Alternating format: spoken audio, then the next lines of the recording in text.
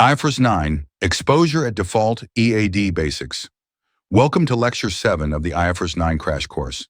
In this lecture, we'll focus on Exposure at Default, or EAD, the third building block of the expected credit loss model. Exposure at default represents the total value that a bank or lender is exposed to if a borrower defaults. It is the outstanding balance at the point of default, and it includes principal, interest, fees, and sometimes expected future drawings on revolving credit facilities. Why is EAD important? Because it captures the size of the exposure at risk. It ensures that ECL reflects not only the current balances, but also potential future usage.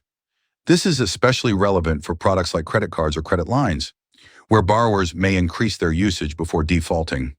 EAD is estimated differently depending on the type of instrument. For term loans, it is usually the scheduled outstanding balance. For revolving facilities like credit cards, banks must apply credit conversion factors to estimate the proportion of undrawn balances that will likely be used before default. For trade receivables, it generally equals the invoice amount outstanding. Here's a practical example. A customer has a credit card limit of £10,000. The current balance is £6,000. Historical analysis shows that 20% of the unused limit is usually drawn before default.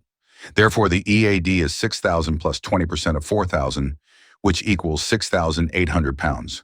To summarize, EAD tells us how much is at risk at the point of default.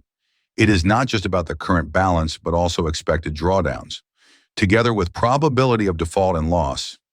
Given default, it completes the foundation of the expected credit loss calculation.